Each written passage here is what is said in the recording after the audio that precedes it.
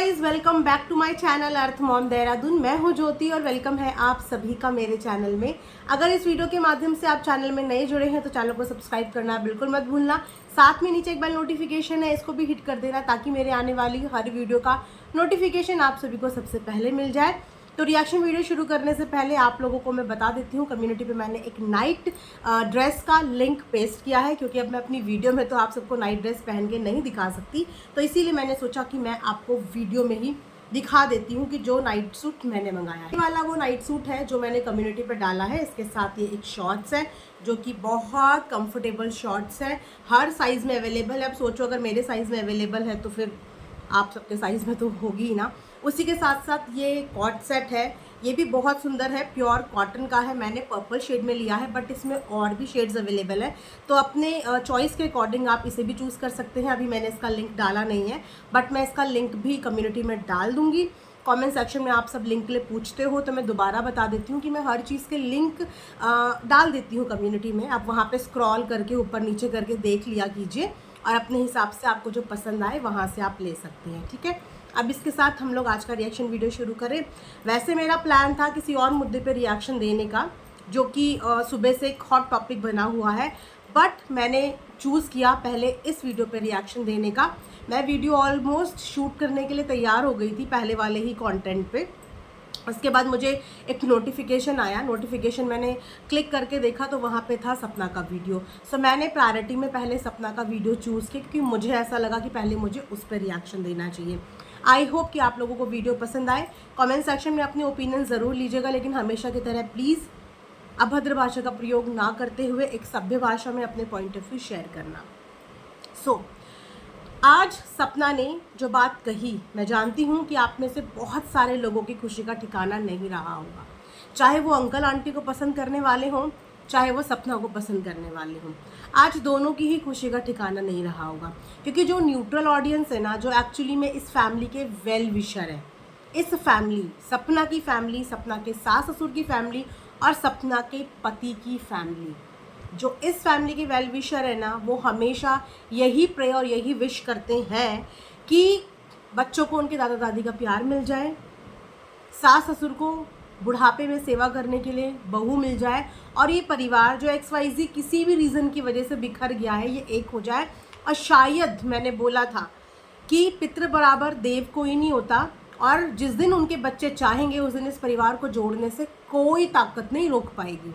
जिस दिन उनके दोनों बेटे चाहेंगे कि हमारे माता पिता, हमारी बीवी और हमारे बच्चे एक छत के नीचे एक साथ रहें, प्यार से रहें, छत के नीचे एक साथ रहें बिना, लेकिन प्यार से रहें, उस दिन दुनिया की कोई ताकत उन्हें साथ रहने से रोक नहीं पाएगी।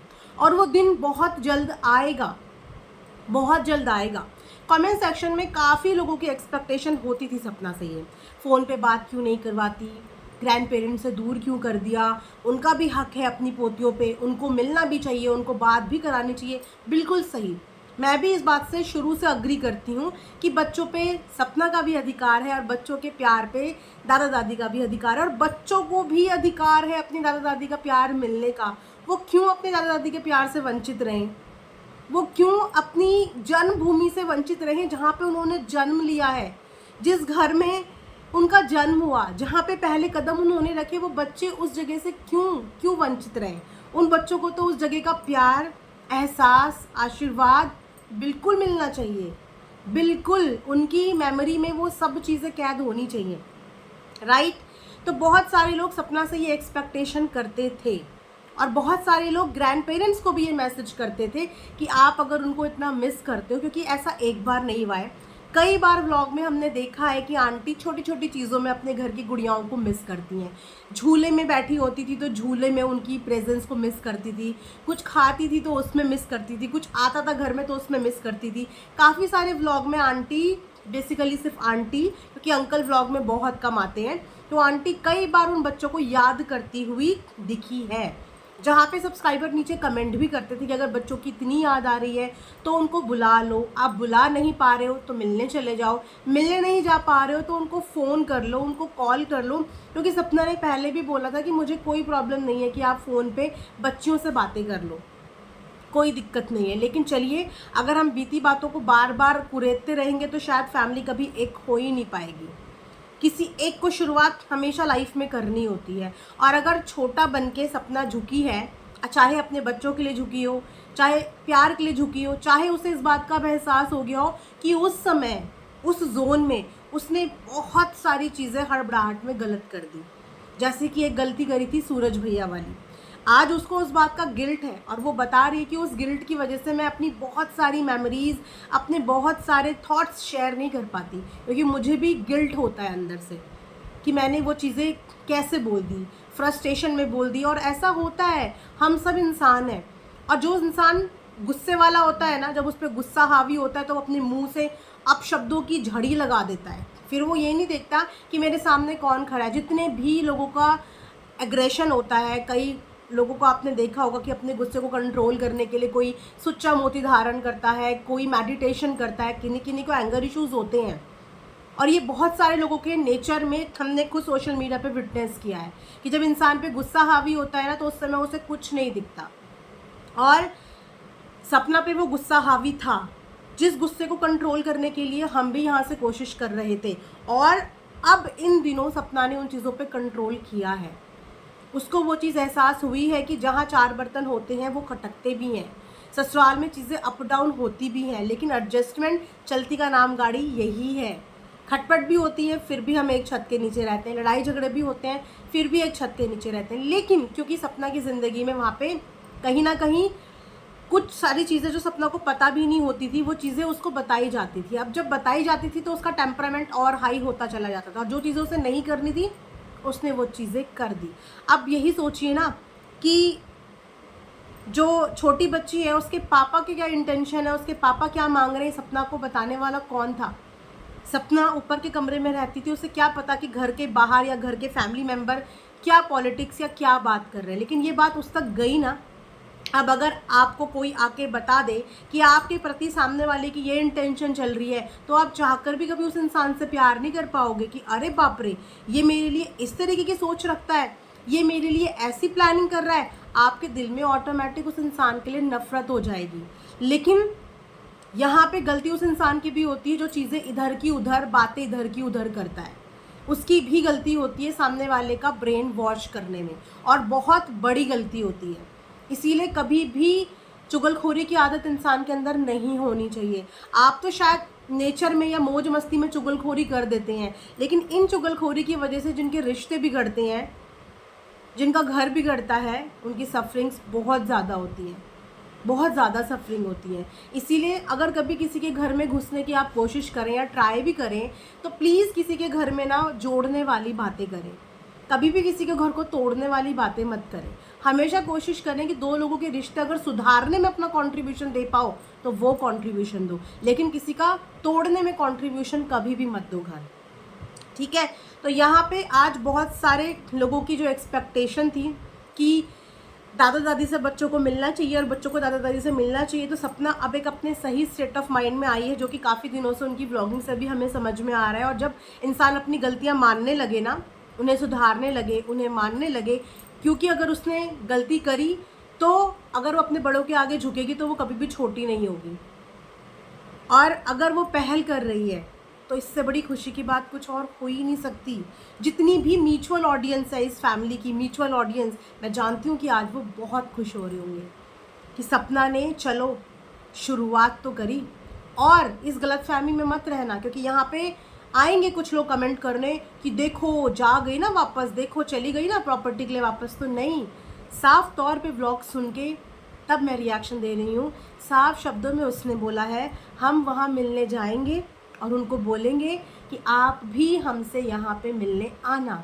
सपना अपना घर बना चुकी है, इस बात की इनसिक्योरिटी मत पालिए। और दूसरी बात कि वो प्रॉपर्टी अंकल आंटी की है, अंकल की मर्जी के बिना सपना क्या कोई भी उन्हें मजबूर नहीं कर सकता वो प्रॉपर्टी किसी को भी देने के लिए, कोई भी नहीं।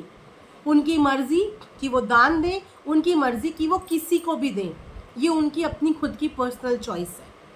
इस चीज़ के लिए उनको कोई भी कन्वेंस नहीं कर सकता, उनका मन करेगा वो जिसको दे देंगे। लेकिन सपना के पास अपना खुद का घर है, खुद का घर है, वो सिर्फ वहाँ पे मिलने जा रही है, मिल के वहाँ से वापस आएगी और ये भी बोल के आएगी कि आप भी जब आपका मन करे यहाँ पे बच्चों से मिलने के लिए आ जाना, ताकि बच्चों के बीच में और उनके ग्रैंड पेरेंट्स के बीच में जो दूरियां बन गई है, जिन बच्चों का कोई कसूर नहीं है कहीं से कहीं तक, जो हर खुशी डिजर्व करते हैं, उन बच्चों के लिए सपना झुकी है। तो अगर सपना उन घर के 2 मासूम बच्चों के लिए झुक सकती है, तो मेरे ख्याल से बच्चों के आगे तो कोई भी झुक सकता है, कोई भी झुक सकता है उनके इमोशंस के आगे। फिर कोई गुस्सा काम नहीं आता वहाँ पे। जब दादा दादी भी सामने उनकी शक्ल देखेंगे ना, तो वो भी सब भूल जाएंगे, वो भी प्यार से उन बच्चों को गले लगा लेंगे, क्योंकि इस घर की जो सबसे कमज़ोर और सबसे स्ट्रॉन्ग कड़ी है, वो इस घर के बच्चे ही हैं, वो इस घर के बच्चे ही हैं। वैसे समर वेकेशन का समय चल रहा है, इस समय पे हर बच्चा कोई नाना नानी के घर जाता है, कोई दादा दादी के घर जाता है, हर कोई अपने ग्रैंड पेरेंट्स को मिस करते हैं। और जो उनके घर की दोनों बच्चियां हैं, उन्होंने आँख खोलते से ही अपनी एक जॉइंट फैमिली देखी है। 10 मिनट के बाद वीडियो में आप आरोही की बातें सुनना, आरोही की बातें आपका दिल झंझोड़ देगी। बच्चे को कुछ नहीं पता होता, बच्चा मासूम होता है, वो कुछ टुकड़ों में यहाँ की बातें यहाँ कनेक्ट करता है, कुछ टुकड़ों में यहाँ की बातें यहाँ कनेक्ट करता है, कुछ उसने खेल खेल में कहीं सुना होता है, कभी कहीं सुना होता है, और सारी चीज़ों को कनेक्ट करके उसकी अपनी एक अलग ही दुनिया और एक अलग ही कहानी चलती है, जिस कहानी में वो कभी भी किसी को विलन बना देता है और कभी भी किसी को सुपर हीरो बना देता है, कभी भी किसी से नाराज़ हो जाता है और कभी भी किसी पे प्यार बरसा देता है, क्योंकि बच्चों के मन में कभी भी घृणा, द्वेष, नफरत नहीं होता। अगर उनकी गुस्सा भी है तो वो भी चुटकी भर का है, प्यार है वो भी चुटकी भर का है, उनके तो इमोशंस हर टाइम चेंज होते रहते हैं। लेकिन 10 मिनट की वीडियो के बाद जो आरोही ने बोला, उसको शायद ये लग रहा है कि जब मैं उस घर में जाऊंगी तो वहाँ पे मुझे मेरे ग्रैंड पेरेंट्स तो मिलेंगे ही, लेकिन साथ में मुझे मेरे पापा भी मिलेंगे, और मैं अपने पापा के साथ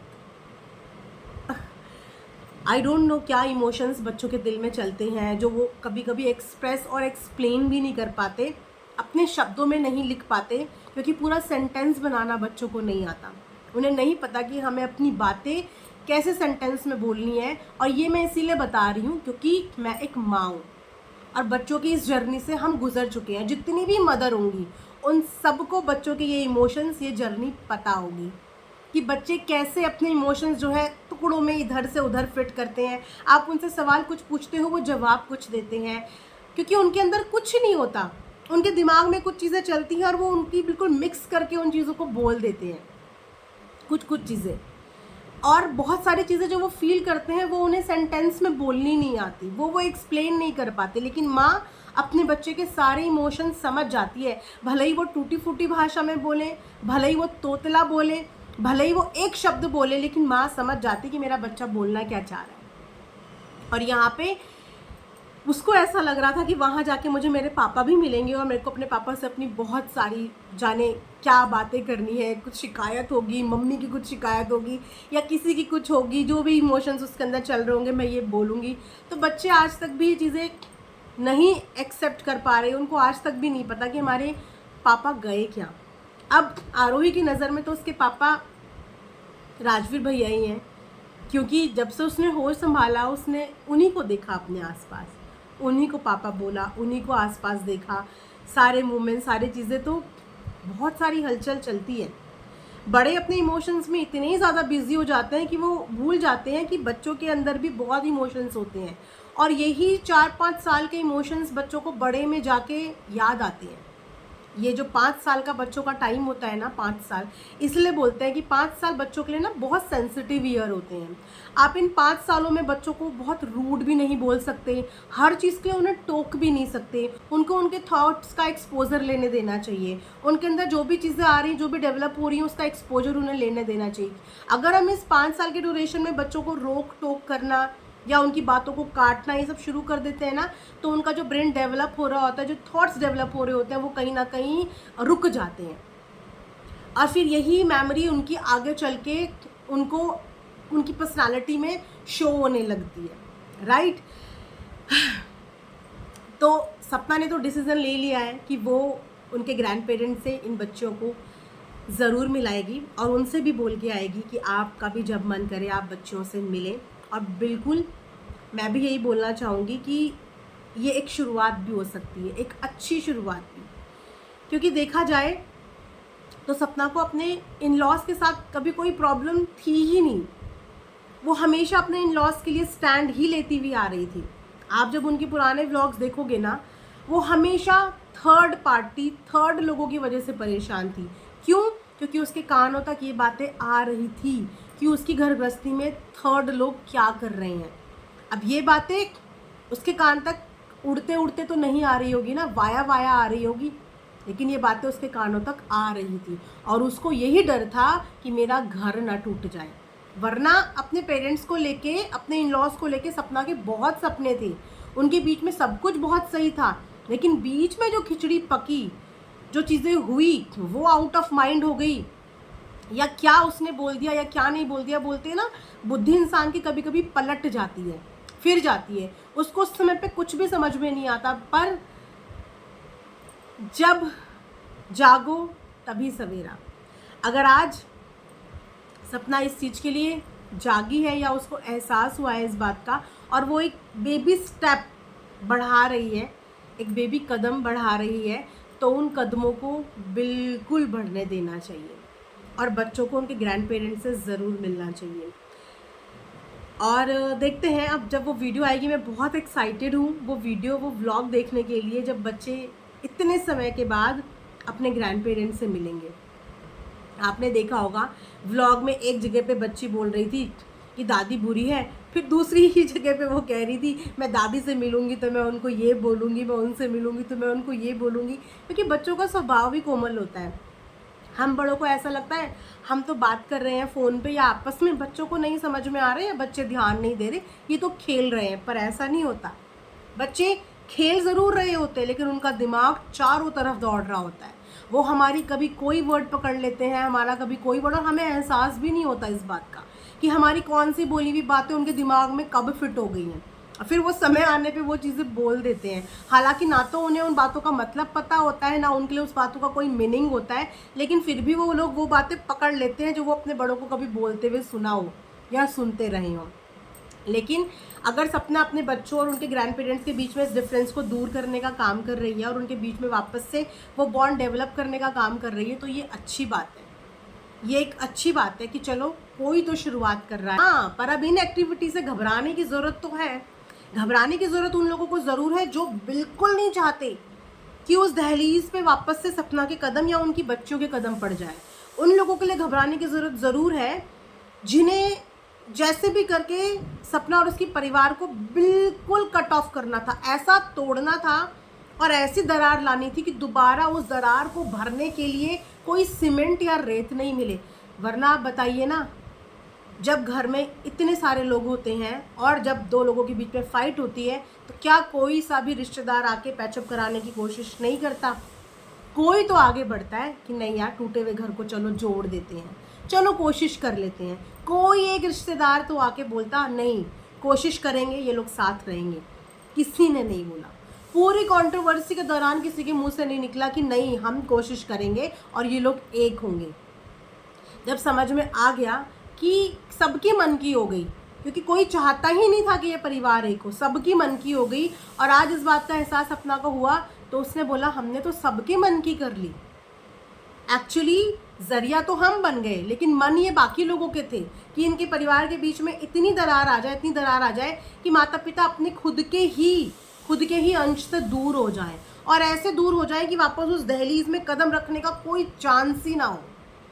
ऐसा सीन और ऐसा सिचुएशन हो जाए कि कोई चांस ही ना हो, तो उनके लिए आज बड़ी टेंशन की बात है। वो लोग बड़े घबराएंगे। ऐसा भी हो सकता है कि बहुत सारे फालतू के नेगेटिव कमेंट्स भी करने आ जाएं, ताकि सपना वहाँ पे घुस ना पाए, सपना उनके दादा दादी से उन बच्चों को मिला ना पाए, क्योंकि बच्चे इस घर की ताकत और कमज़ोरी दोनों हैं। और इस चीज़ से डर होगा उन लोगों को जो दादा दादी से बच्चों को नहीं मिलने देना चाहते हैं। लेकिन दादी बच्चों को याद करती है, हर बार याद करती है, पल पल याद करती है, घर के हर एक आंगन में याद करती है। तो उन दादी की याद पे सपना का दिल तो पिघल गया। सपना का दिल तो पिघल गया कि दादी रोज़ याद कर रही है, तो मैं बच्चों के साथ ऐसा क्यों कर रही हूँ? अगर मेरे बस में है, वो लोग नहीं आ पा रहे हैं, तो चलो मैं ही बच्चों को मिलाने के लिए लेके जाती हूँ। तो अब देखते हैं भाई कितने लोगों के दिलों में खंजर चलते हैं, घबराहट हो जाती है, टेंशन आ जाती है, पैनिक सिचुएशन हो जाती है, एंजाइटी हो जाती है कि अरे बाबा बाबा बाबा, ऐसा ना हो कि ये परिवार एक हो जाए, ऐसा ना हो और हमारी इतनी करी कराई मेहनत पे पानी फिर जाए। तो मैं आज फिर कह रही हूँ कि जो 2 घर के बच्चे इस दुनिया से गए हैं ना, जो 2 घर के बच्चे इस दुनिया से गए हैं, वो दोनों बच्चे इस घर को जोड़ देंगे और कोई कुछ नहीं कर पाएगा। वो इस घर को जोड़ देंगे। हर गलती की माफ़ी होती है। अगर बच्चों से गलती होती है तो बड़े माफ़ भी करते हैं। और हर घर में झगड़े होते हैं, लड़ाई होती है, डाइवोर्स तक फाइनल केस के बाद भी सुलह हो जाती है, बड़े से बड़ा घरेलू झगड़ा सॉल्व हो जाता है। अच्छी अच्छी बड़ी बड़ी कंट्रोवर्सीज हमने यहाँ पे सॉल्व होते हुए देखी हैं, लेकिन क्योंकि उन्हें सॉल्व कराने की इच्छा होती है लोगों की। लेकिन जिनकी कभी इच्छा ही नहीं हुई सॉल्व कराने की, देर से सही पर सपना को समझ में आ रही है चीज़ें। एंड आई होप कि आने वाले समय पे सपना जब और समय ले तो उसको और चीज़ें समझ में आए कि उसने और कहाँ पे और क्या क्या गलतियाँ सपना की साइड से हुई हैं। और अगर सपना ने अपनी वो सारी गलतियाँ धीरे धीरे रेक्टिफाई कर ली तो ये भी करिश्मा उन्हीं दोनों भैया का होगा, सिर्फ उन्हीं दोनों भैया का। क्योंकि जब हमारे विचार बदलने लगते हैं ना, तो ये विचार बदलने के पीछे भी ऊपर वाले का ही इशारा होता है और उन्हीं का जोर होता है, और वो होगा, और वो माता पिता पे भी होगा, और ये परिवार एक होगा, और इसको एक होने से कोई भी नहीं रोक पाएगा। फिर देखने वाले दूरबीन लेके देखते रह जाएंगे, जलने वाले जलते रह जाएंगे, कोसने वाले कोसते रह जाएंगे। लेकिन आज तो सब खुश होंगे।